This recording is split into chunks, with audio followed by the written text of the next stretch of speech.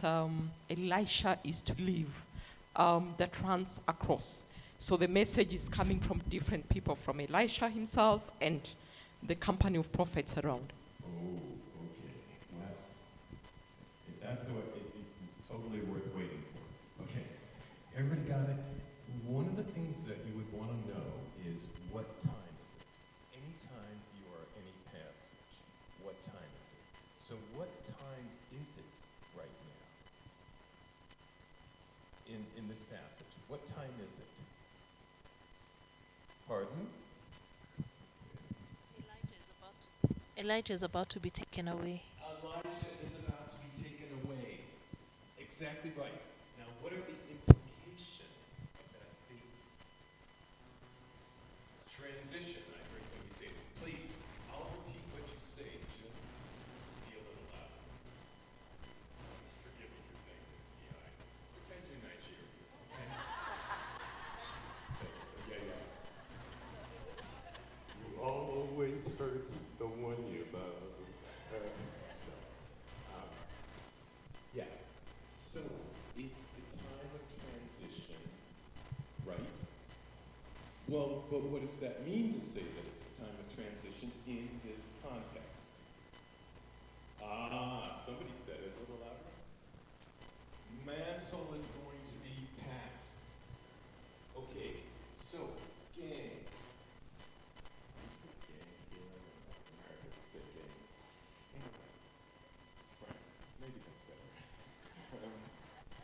So, we're talking about the passing of the prophetic mantle from one generation to the next, right? That's what we're talking about. That's what's going on in this passage. Now, y'all should have a question for me, which is, okay, how is it done? Excellent. That's the deeper question. But I have another question before the deeper question. Oh, how do we prepare for it? Oh, I'm getting the good questions. Gang, friends, how do all these people know? There's no Facebook, there's no text messages, there's no internet, there's no newspapers. Right? Yeah. How do all these people know?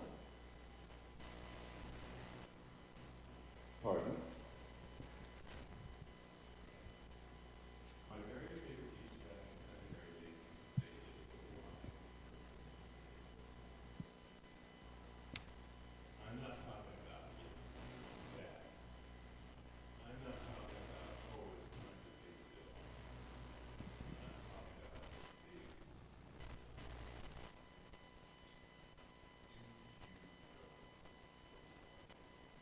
Somebody said it back there, and they were 100% right. That's part of what needs to be taught.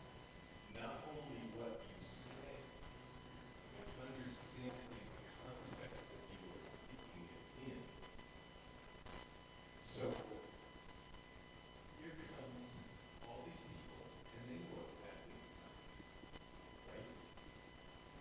And why are they showing up?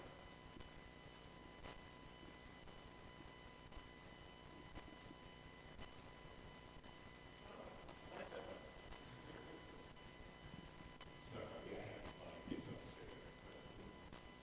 Why are they showing up? Pardon? Okay. Two witnesses.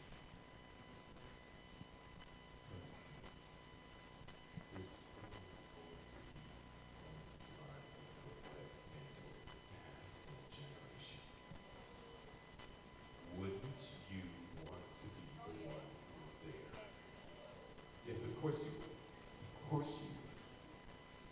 So, when we say it's a wise person who knows what time it is, we're talking about it because you only learn these things when you are present. It's not that you can't learn something from hearing it from somebody else. Of course you can. But to be one of those who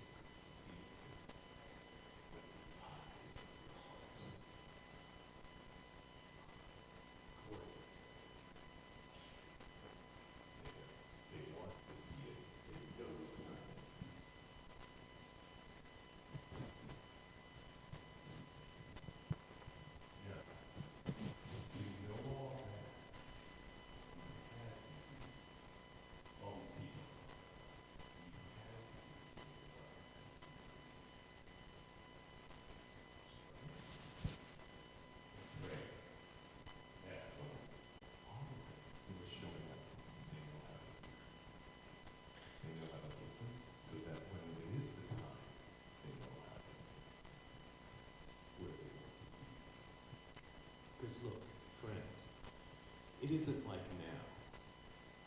If they're going to show up there at this time, what did they have to do? Really.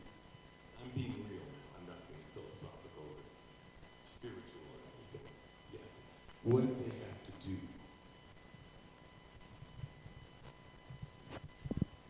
Ah, brilliant. She said travel. Gang. They had to stop their lives. Whatever job they were doing, right? Whatever bills they had to pay, whatever responsibilities they had to their families, y'all got it? They had to stop their life and travel based on something they heard in their life. Now, think about it. How many people do you know? And incidentally, we probably would have taken at least a couple of days, maybe a week. Would stop their lives to travel for a week to see the man who passed. I want to suggest there's a really deep seriousness of the Lord that's absolutely without understanding that whatever we're doing in our day, every once in a while,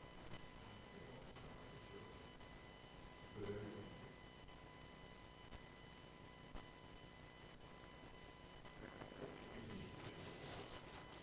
but you know, most of us, have spouses, kids, responsibilities, commitments to be made, and I can just see your boss saying, well, you see, I heard it in the spirit, and I heard it in my heart, that there's going to be a passing of the prophetic mantle somewhere there in Chicago. And I'm going to get away from everything and take a walk there. It's going to take a week to get there and a week to get back. And I'll be seeing maybe in 2 or 3 weeks tops. Right? Everybody's going to say that. Yes. And that's kind of what we're talking about. Will you be fired? Are you willing to be fired? Or at least not get your next promotion? Oh, yes, exactly.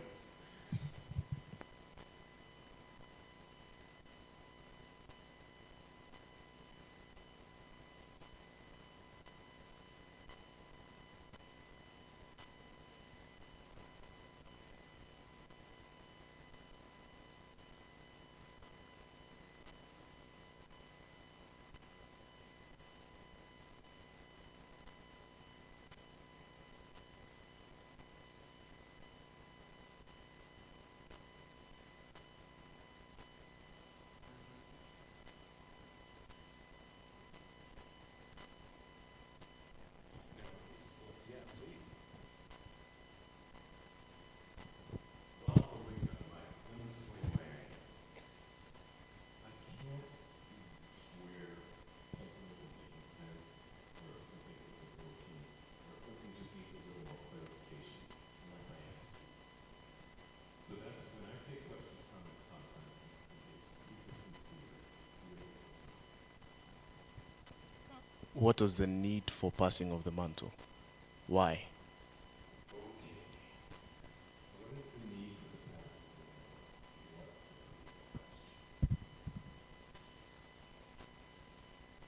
So, let's start at the beginning. A very good place to start. Yes, a frustrated Rod performer, right? Any chance I can. The word prophet in biblical Hebrew is the word navi. So the word that we translate as prophet in English in Hebrew is navi. Navi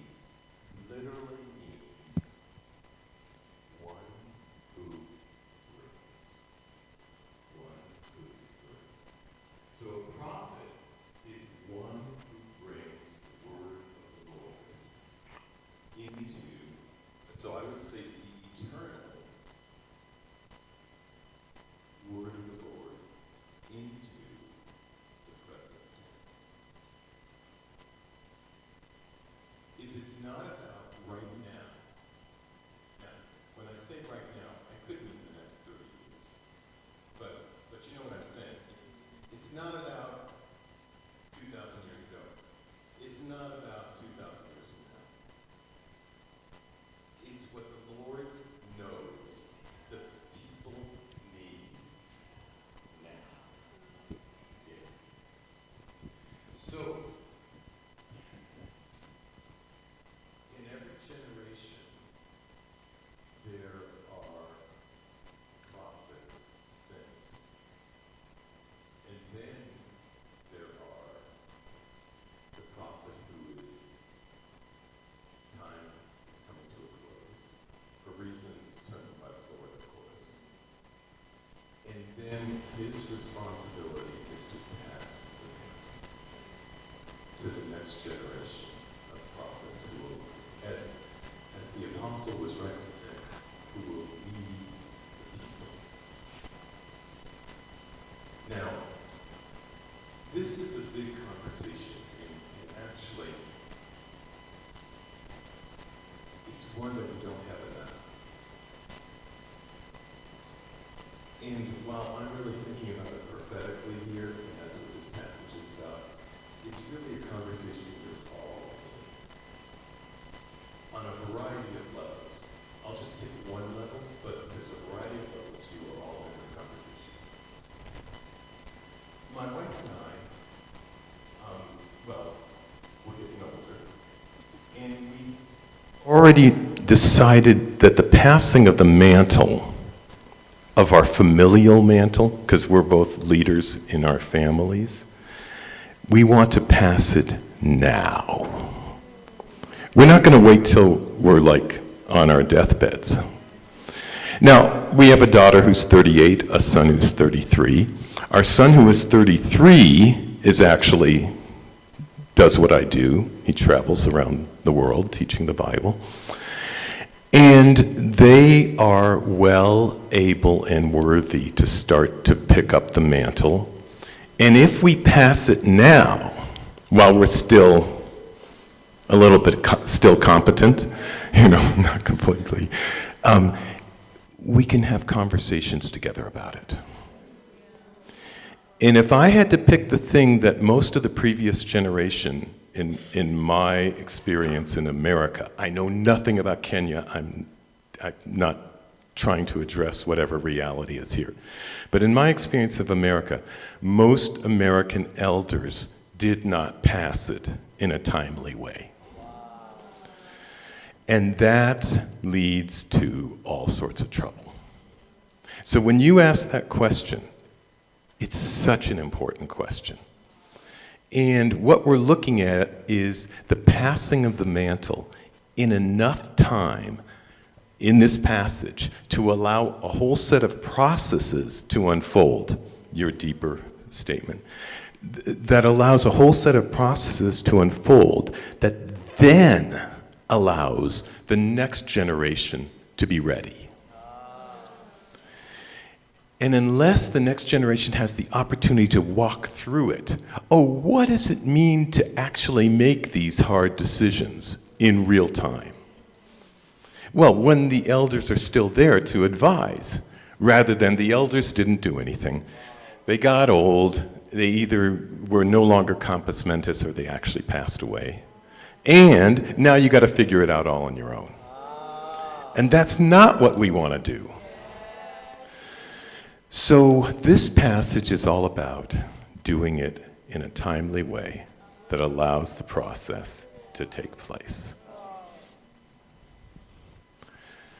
So it's just thinking about this in so many profound ways and on so many profound levels. Okay, so great question, thank you. Any other questions, comments, thoughts? Yes?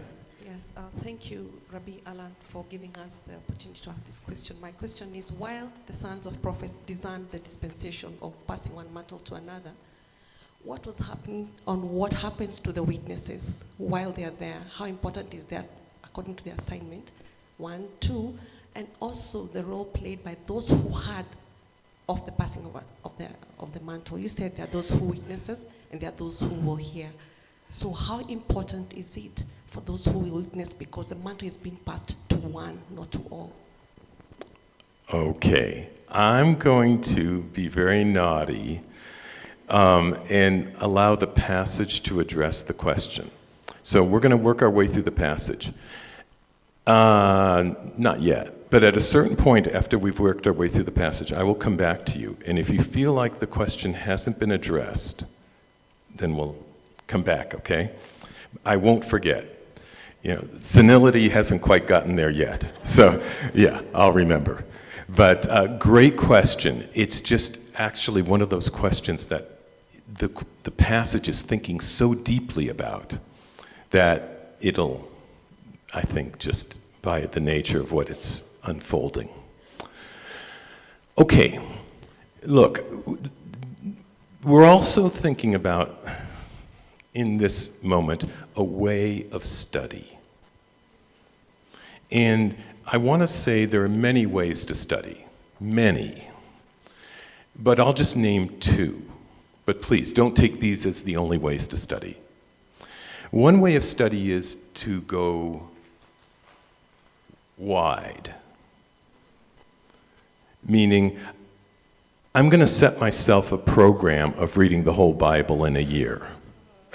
And that's an authentic way of study. And in a year, you'll read the whole Bible. I would actually recommend you do it. There is also another way of study, which is to go deep. Meaning, I might spend an hour teaching one verse. Now, it's not that these are mutually exclusive. I would say, actually, it's good to do both. And it's more than just that there are two ways, please.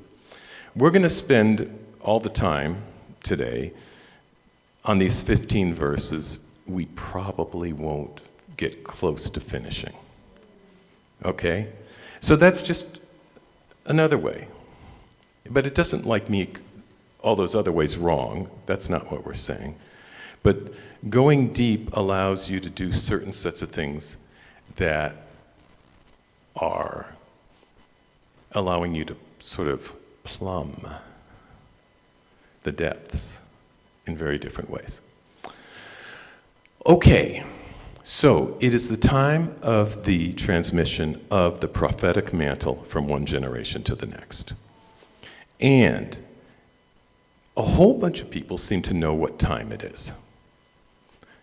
And I'm going to go back and ask that question again. But this time I'm going to try to be a little more helpful. Not something I'm very good at. Okay, so we're in verse 2.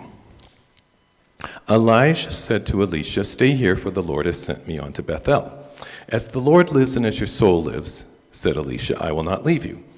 So they went down to Bethel.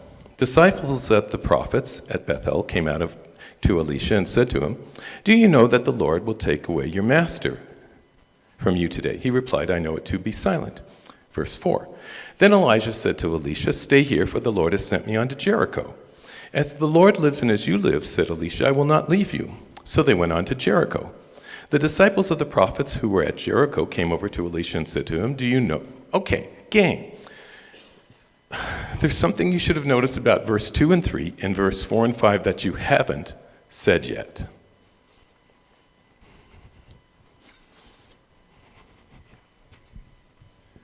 That you haven't said yet. Yes.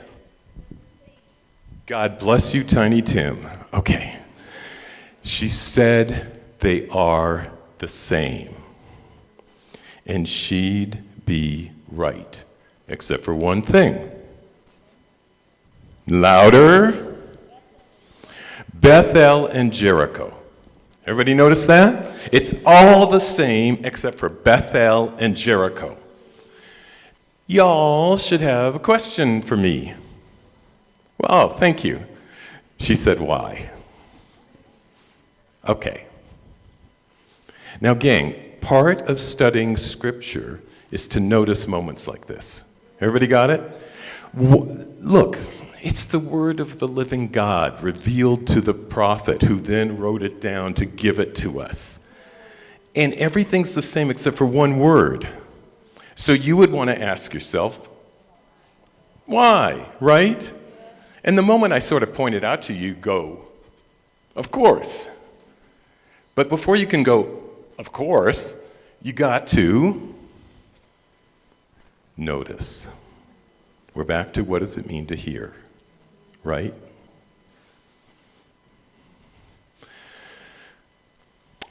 Okay, let's go. Since you asked, we have to answer, or at least try.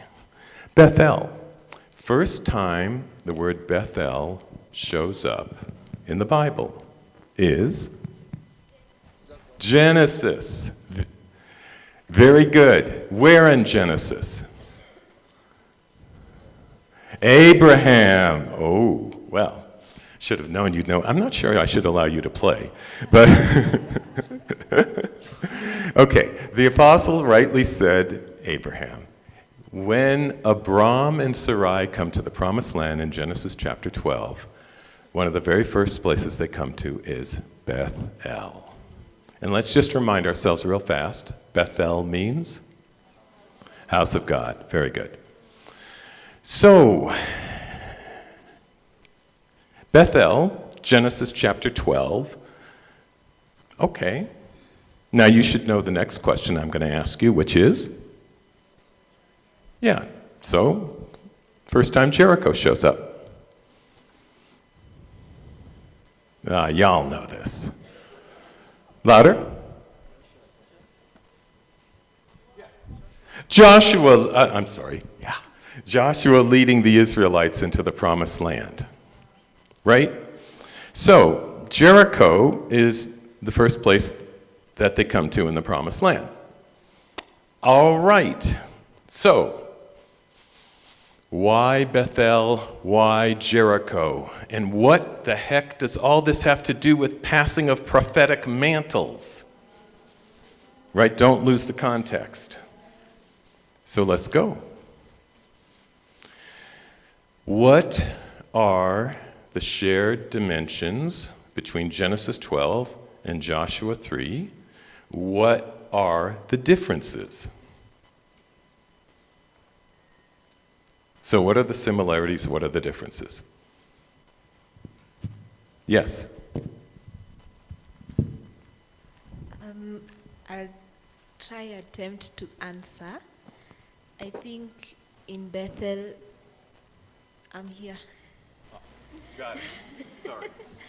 I think in Bethel, where Abraham encounters God, there is giving of promises. And then Jericho, being that they're entering the promised land, it's a place of possessing the promise, taking hold of the promise. Okay, you are right on so many levels, but there's more. Even though everything you said was absolutely right. Gang, what are the shared dimensions that we haven't said yet? Okay. Excellent. Let me attempt. So I think in Bethel, Abraham set an altar for the Lord. So that one is kind of standing out for me. Okay, you're right too. Let me just give you a little hint. You all are focusing on what happens when they get there and forward, but you haven't yet focused on what? You definitely shouldn't play, sorry. The journey. Gang, Pastor EC is 100% right. Bethel, crossing over from outside the land to inside the land, from outside of knowing the one and living God to starting to know the one and living God as a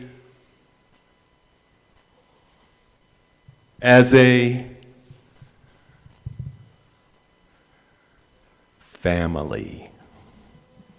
Jericho, crossing over from the wilderness to the promised land to inhabit the promised land as a knowing the one and living God to knowing the one and living God. The role of a prophet is to lead a community from the wilderness into the promised land. If you're a prophet, that's what you're doing, right? Yeah, it's just like so beautiful. I mean, right?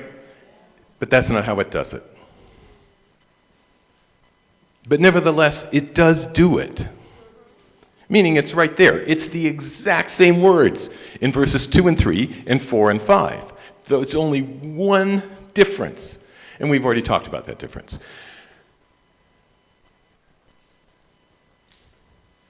Proverbs 25, verse 2, we don't need to turn there. It is the glory of God to conceal a matter. It is the glory of kings to search it out. I am saying to you, there is a form of sacred kingship. And I'm, of course, inviting all of you into that. There's a way of studying Scripture where we are kings. That's available to you. And we're walking through the process so you can see, oh, actually, we can do that. And that's what I mean by going deep. First, you have to notice, but it's not that you couldn't notice. Of course you could notice. Then you have to notice the one difference. And then you say to yourself, well, why Bethel? And you don't try to figure out here. Forget here. Look in the Word. Oh, the answer's in the Word. Of course it is. Where else would it be? Genesis chapter 12. And Apostle Dennis went right there. He said, oh, it's Abraham. Right. And you all, and almost all of you said, oh, it's Joshua. Right. And then all you are being asked to do is notice, oh, they were outside of Canaan, then they were in Canaan. Oh, they were outside of, and now they're inside.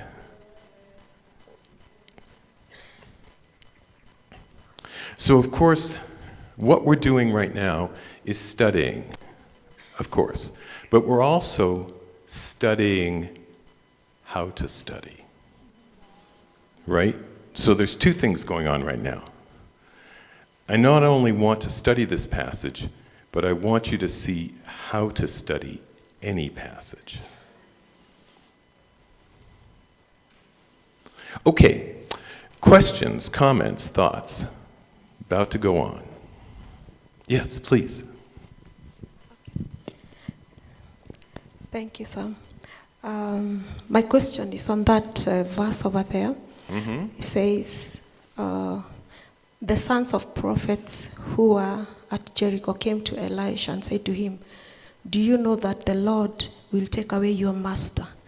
So why are the sons of the prophets distancing themselves from Elijah being their master? Because I'm thinking if they were the sons of the prophet, were they biological sons or were they spiritual sons? And ought they not be the ones who should be on the forefront as the sons of the prophet? How did they miss it? Bearing in mind that Elisha at the time was not necessarily one of the sons of the prophet. What lesson can we learn from that? What a great question. Okay, to answer that question well, I have to do another puzzle piece that precedes it.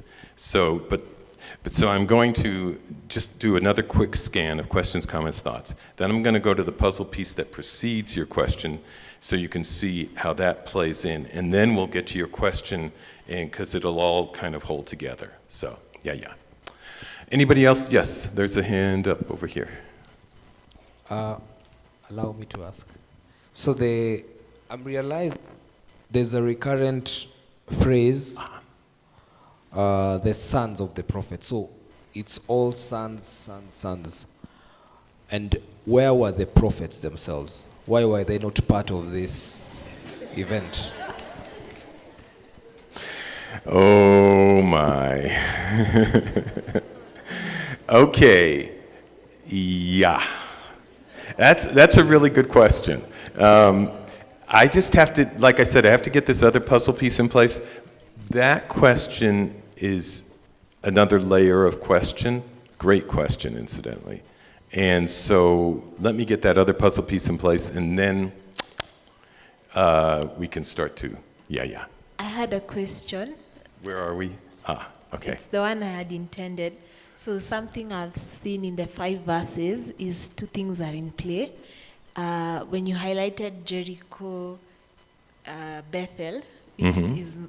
I'm surprised how I even missed that. It's like I'm rereading this afresh. But I noticed location from the 2 things you mentioned, and then the second thing which you talked about, timing. And so my question is on the timing bit, that these people came from wherever they came from, and they find Elisha actually aware of the time. So he's like, yes, I know, keep silent. So why did he tell them to keep quiet? Why was he telling them to keep quiet? And even before that, how did he know already? Okay, Had he I taken can that see note? that these are great questions, but there's something I need to do first. And they're all related to each other in a sort of constellation way. Is this a question, and then I'm going to have to go do that other thing that is the preceding thing. Yes? Yes, I was also going to ask why it was important for Elisha to answer everybody that, shut up, I know. And Okay, let me get up here. All right. So, and then also, yes? does it mean that there are no prophets in between mantles being passed? No, yes, there are prophets between mantles being passed. And, yeah. Okay, I got to get to verse 2. That's the puzzle piece we haven't gotten into place yet. Elijah said to Elisha, "Stay here, for the Lord has sent me on to Bethel." Okay. Elijah said to Elisha, "Stay here, please." That's correct, the please there. "For the Lord has sent me on to Bethel." Elijah means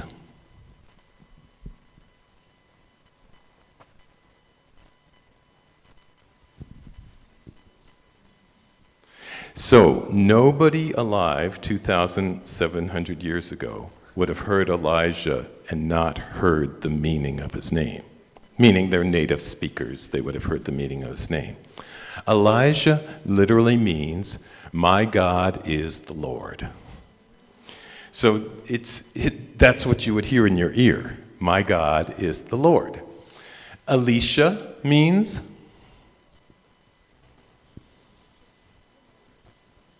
what? Elijah, sorry. My bad. Elisha means God is salvation, or my God is salvation. Very good, whoever said that back there. Bravo. So everybody would have heard in their ear, "My God is the Lord, my God is salvation." So literally, it's not Elijah said to Elisha, it's then "my God is the Lord" said to "my God is salvation." It just changes everything when you, yeah, exactly. So Elijah, now I know you know this, but I'll just remind you of it. He's the chief prophet. He's been the chief prophet for a generation. He says to Elisha, "Stay here, please, for the Lord has sent me on to Bethel." What is this?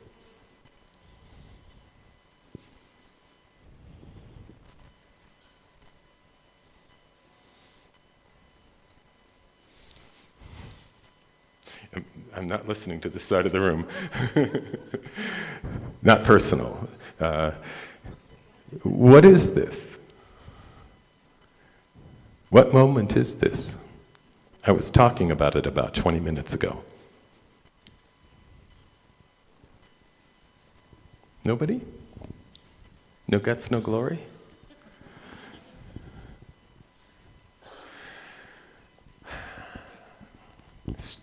Yes, good. It's the ending of one season into another. Absolutely right, but don't stop.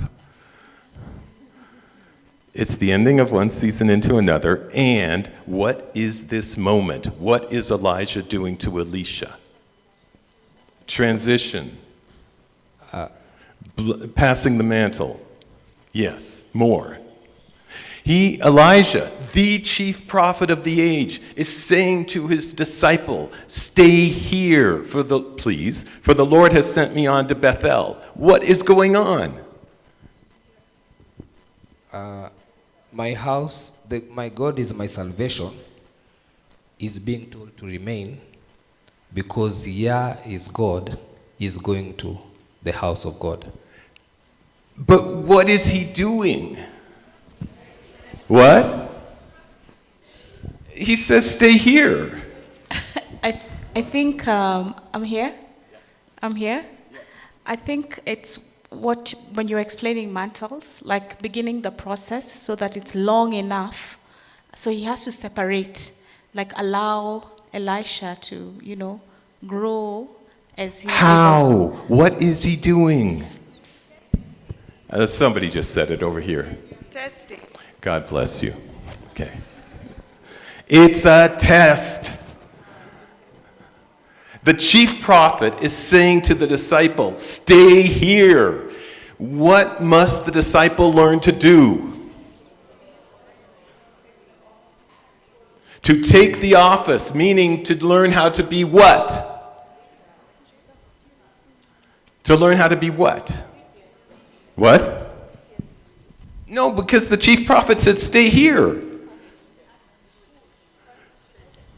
Louder? To speak to God for themselves. Okay. To speak to God for themselves. Look, soon enough, Elisha, the next one, is going to be before a disobedient king. And he's going to have to be able to say what to the king? No. Excuse me, but I don't think that's what the Lord actually said, what you're doing. What is the responsibility of the previous generation? To raise up the next generation. But what's the responsibility of a prophet? To know when to say yes and to when to say no, and to be able to look at authority and know that the real authority is the one and living God. Everybody got it? What does it really mean to pass the mantle? It isn't just, oh, here, my son, I love you so much, here's the mantle. No. It's got to be real, gang.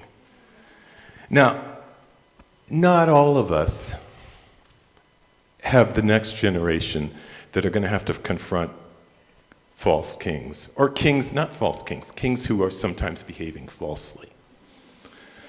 Let's be a little different there. But if I, as the older generation, don't train the next generation, who is going to do it? Right? So the older generation has to test the younger generation, and the younger generation has to learn how to hear God in their own right. And if I'm afraid of the younger generation's hearing of God,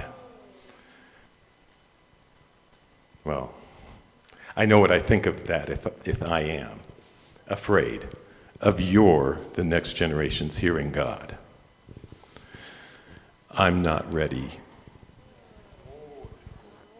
to go. Yes, sir. Yeah. Okay, I can't, you guys got to just talk. Feel free.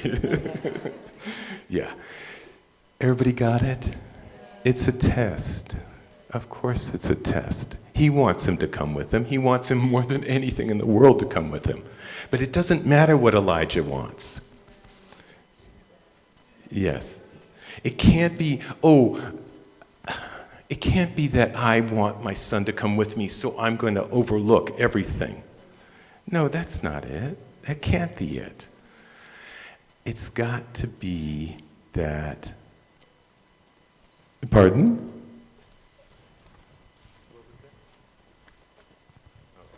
It's got to be that that they are trained.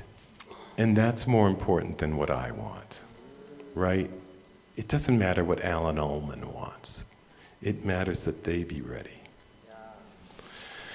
Okay, so in verse 2, stay here for the Lord has sent me unto Bethel.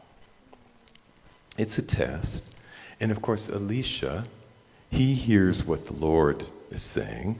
And he says, no, as the Lord lives and as your soul lives, I will not leave you. Now, gang,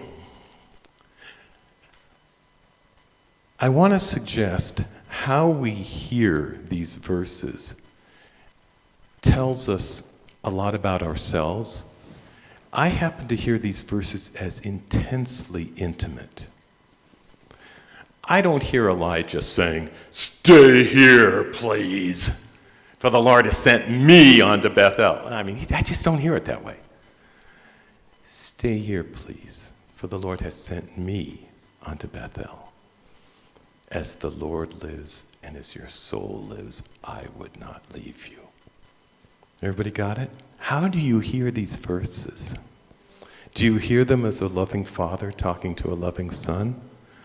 Or do you hear them, well, there's many varieties of ways that you could hear it. And what does it mean to be that loving father or that loving son? As the Lord lives and as your soul lives, I will not leave you. Okay. Questions, comments, thoughts, and all that. We're about to get to verse 3, and then at the same time, of course, verse 5. Well, not quite yet. There's one more quick thing. Why repeat this part twice? Meaning, stay here, please, for the Lord has sent me unto Bethel. Stay here, please, for the Lord has sent me unto Jericho. Why repeat that part? Pardon? Specification. Expliquez, s'il vous plaît, madame. She said specification. She's absolutely right. But what specification? Any other thought? Location. Okay, you've done it. Wow. Mega bravo. That's not an easy one. Gang,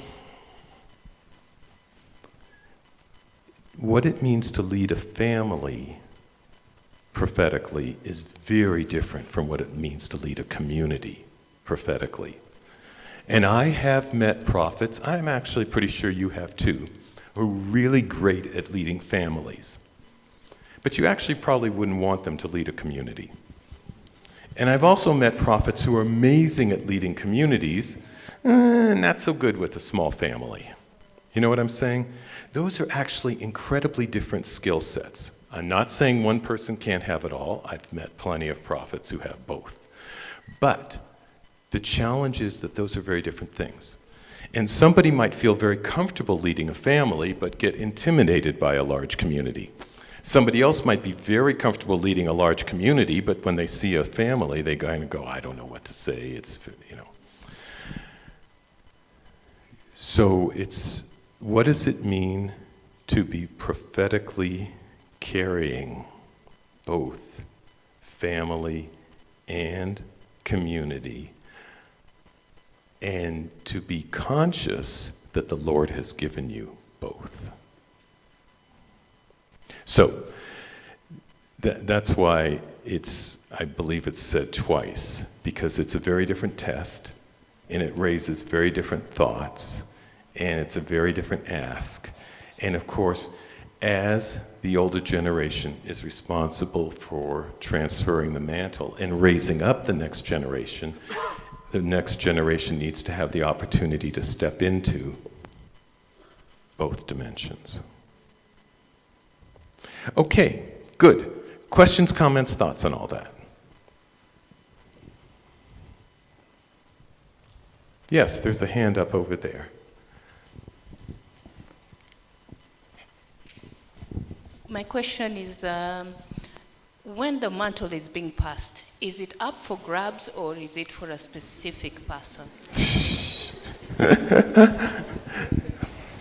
Okay, well, if you're going to ask that good a question, let's go. Now, please notice, what am I not doing? What am I not doing?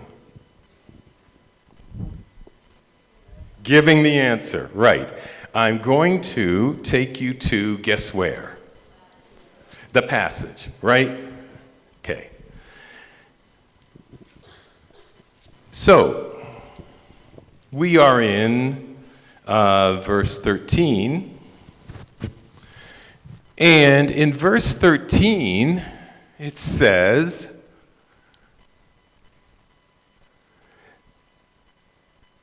that the mantle is where?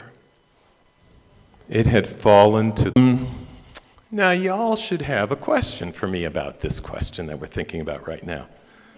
Oh, incidentally, as you probably have all figured out, doing things step by step in order, I failed that